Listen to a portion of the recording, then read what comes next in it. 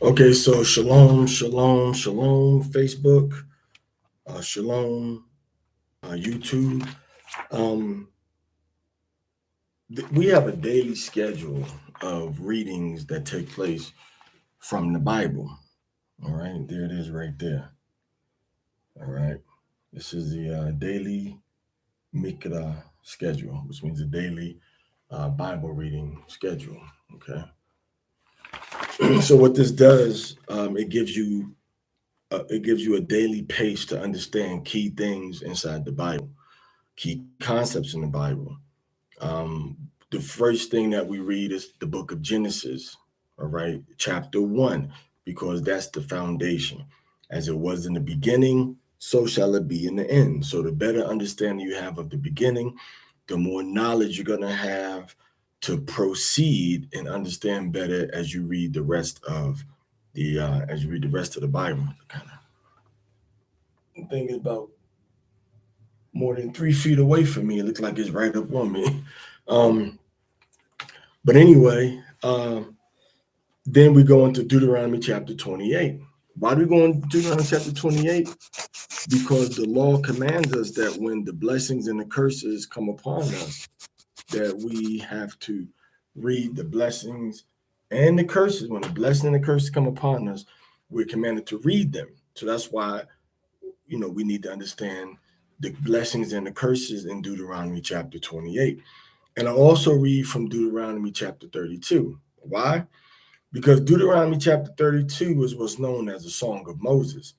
And this song was commanded by Yahweh, God Almighty, to be taught to the children of Israel.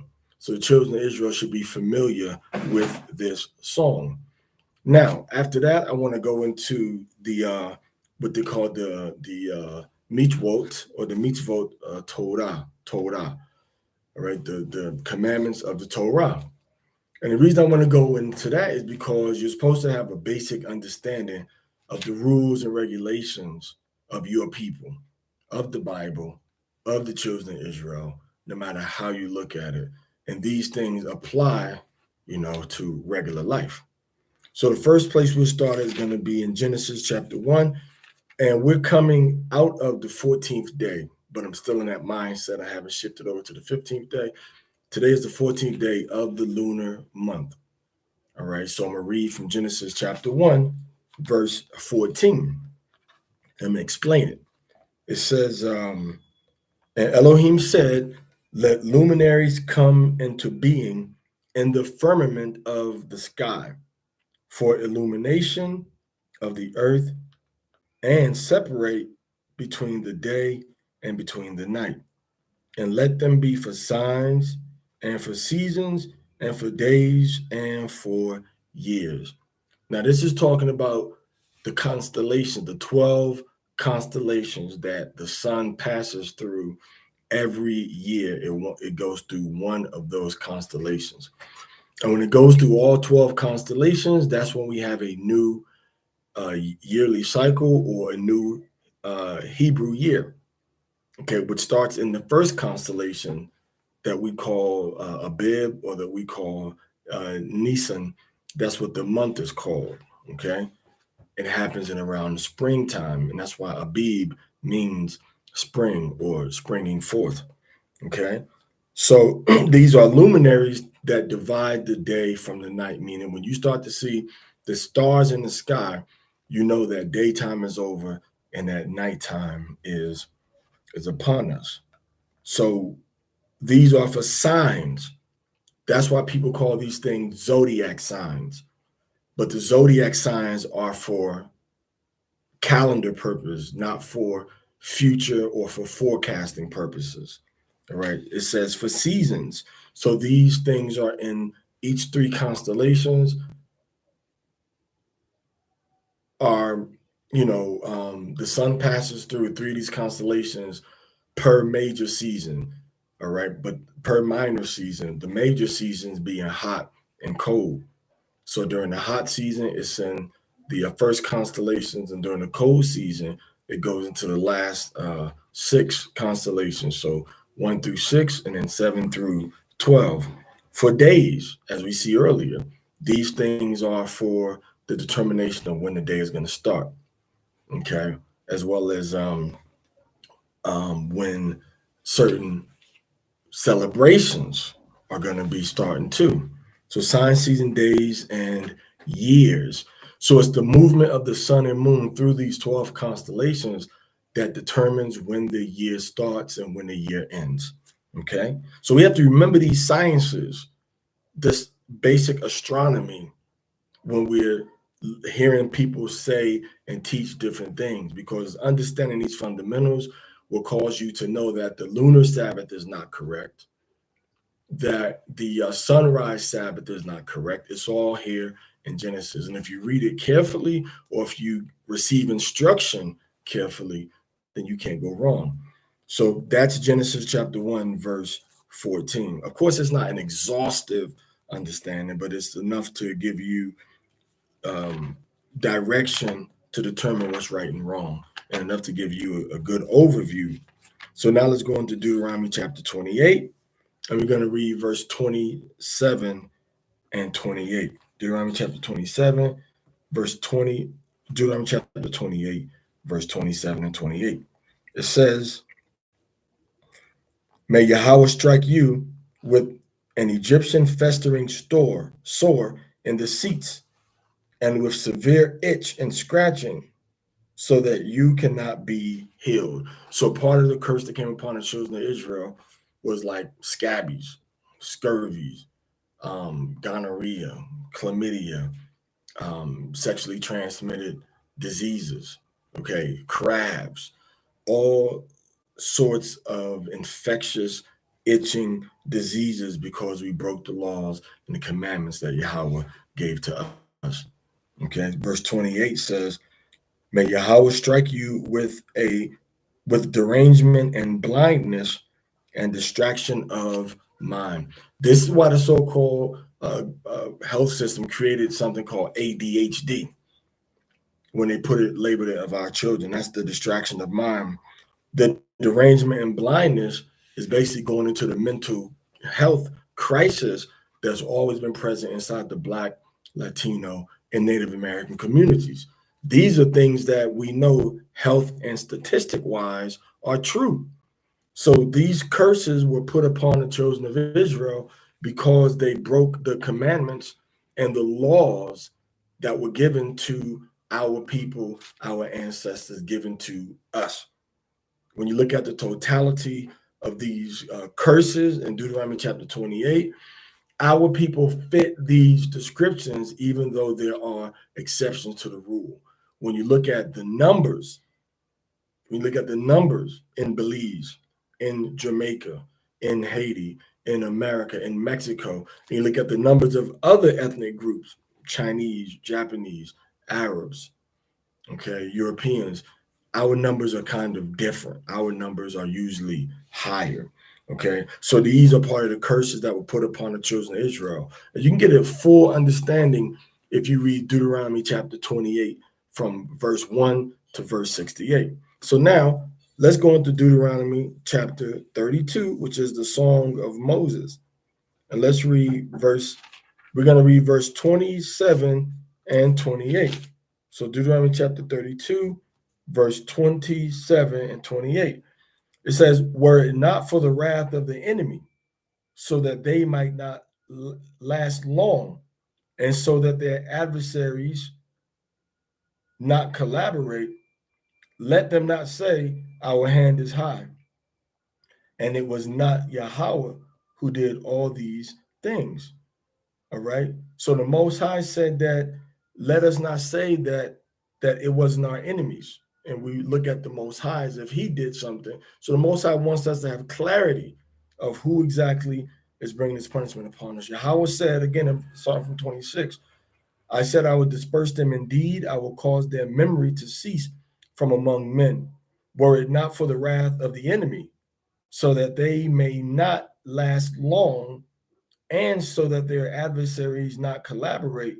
Let them not say, Our hand is high, and it was not Yahweh who did all these things. All right. So the Most High wants the enemies of our people to be clear. You didn't do anything to us that he did not allow.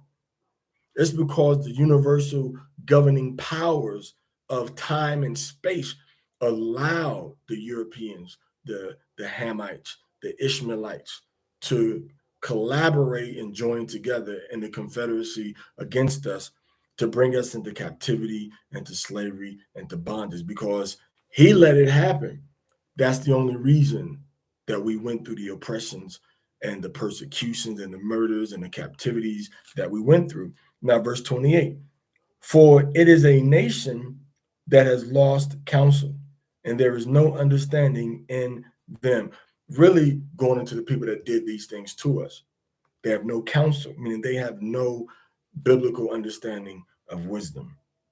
Okay. And they have no understanding, no counsel. They've lost counsel because they don't build upon the foundation that was given to man, to the children of Esau. Remember, Jacob and Esau were brothers. So Esau understood the lessons that were taught to him by his father Isaac and by his grandfather Abraham. So Esau, which is the so-called white man, he understood, but he lost the ability to properly process the counsel of the body. And he does not have any understanding as a nation of people when it comes to high-level spiritual things for the benefit of all man, for the benefit of all people. It's only a selfish motivation of what is in it for me. All right. So they don't have any understanding in terms of righteously being able to understand, process, perceive, and distinguish between things. Right. No understanding, meaning that there's nothing they won't do. They have no understanding. They a lot of times don't understand right from wrong, as we see with all of the wars and with all of the programs that have been Tuskegee experiment, the smallpox blankets that were given to the indigenous people of North America, the tribe of Gad, in chemical warfare to murder them. The birth control experiments that they did in Puerto Rico against our Ephraimite sisters, making them have babies that were stillborn, that were malformed, that were disfigured, that were spontaneously aborted. They have no understanding. They do things with no understanding of the consequences and the repercussion of their actions, and they don't care. All right. So that's the understanding, all right, that the Bible is talking about right here. Not that they don't know what 1 + 1 is. Now, for the Torah reading for today, it's going to be laws number 275 to 295. 275 to 295. So what I'm going to do, I'm going to go inside my little book right here. All right. And I'm going to start from 275 to 295. All right. Covering about three different areas of law. 275 to 295. All right. 275, to restore that which one took from robbery. If somebody steals something, they're supposed to make restitution. And that's a common theme in American court systems. But if the person can't make the restitution, they're supposed to be sold for their slavery, meaning they got sold for their theft, meaning they're supposed to work it off. If they stole something, they're supposed to work it off if they don't have the money. To return lost property. That's just a common, there's no such thing as finders, keepers, losers, weepers. You find something that's lost, it's supposed to be given back to the owner. Not to pretend not to have seen lost property to avoid the obligation to return it. So you see something is lost, you say, well, you know what? I don't want to deal with them and just leave it there. No, you have to get it and give it to the proper officials. All right. Or if you see something and you take it and you don't know whose it is, you want to keep it, not say, hey, I haven't seen this. All right. Next law. If a man have two wives, he is supposed to give properly to the oldest son, the firstborn son, even if he is the son of a hated wife. That the friction between a man and a woman should not affect can't affect the inheritance of the son. Now we're talking about a son, a son that's not out there doing all sorts of things against the word of Yahweh, God Almighty. So bear that in mind. We're not talking about a son that used to be a he, now it's a she, and he gets a double portion of his father's things. We're not talking about that. You'd have to dig deeper into the Torah to see how to handle a situation like that in the generation we have now. Next section, criminal law. Do not slay an innocent person. So all these wars where civilians are getting killed, not supposed to be happening.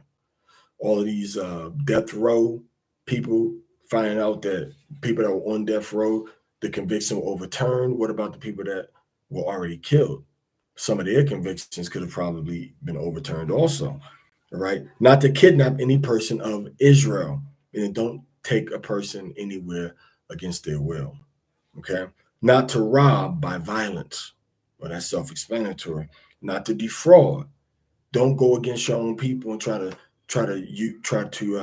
take advantage of your people. And this happens in a lot of countries outside of America, where a lot of our brothers and sisters live at. Okay. Not to cover what belongs to another. Be grateful for what you have and don't look at what somebody else has, wanting it for yourself. Not to crave something that belongs to another.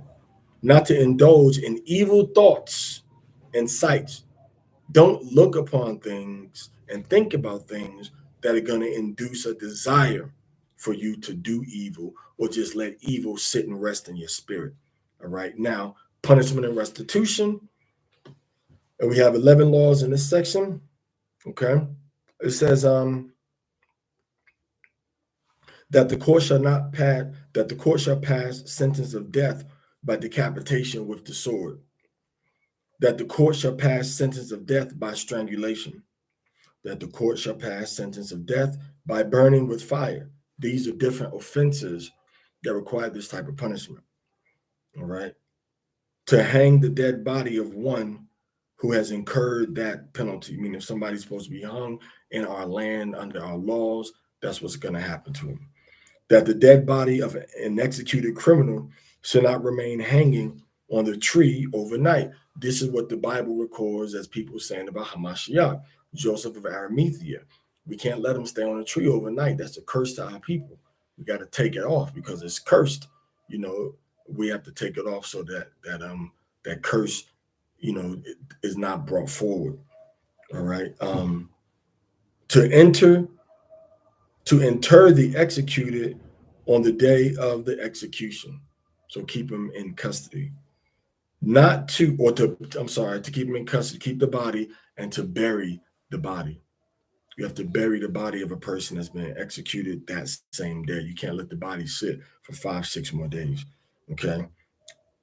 The law also says not to accept ransom from a murderer. So if somebody has killed somebody and you know that they killed somebody, our law dictated that that person could not be redeemed from paying the ultimate penalty, which was to give up their life for the murder that they had done.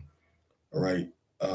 Law number 293, to exile one who committed accidental homicide. So if a person killed somebody on accident, they could flee to a city of refuge, and they would stay there.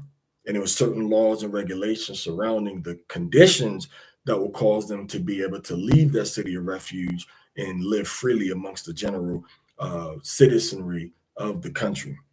All right. Law number 294, to establish 6 cities of refuge for those who committed accidental homicide. So here we go again. We have refuge cities. You can find that in Deuteronomy chapter 19.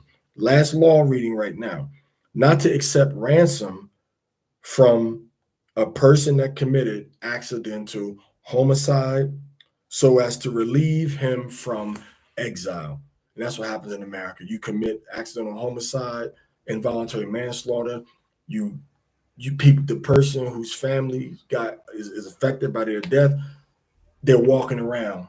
In the ancient times of our land, you couldn't do that. You had to go into exile into a special city, and then there were circumstances that caused you to be able to get released. But you couldn't just walk around, because that's a lot of psychological trauma that the person would go through, the family would go through, of the person that got killed. So that's the readings for today. Hope everything is clear. If not, ask me a question in the comment section. Share this with your people. It's something that's fundamental and necessary. Give me any questions, any comments. that you may find, the need to do so. If you find the need to do so, go ahead and like this video if you liked it. Share it if you think it's worth sharing, and subscribe to this channel. Send me a friend request on YouTube, on Facebook, or subscribe to this channel on YouTube if you think this is content that's worth your while. All right, everybody, have a good night. May the Most High bless and protect you. All right, shalom.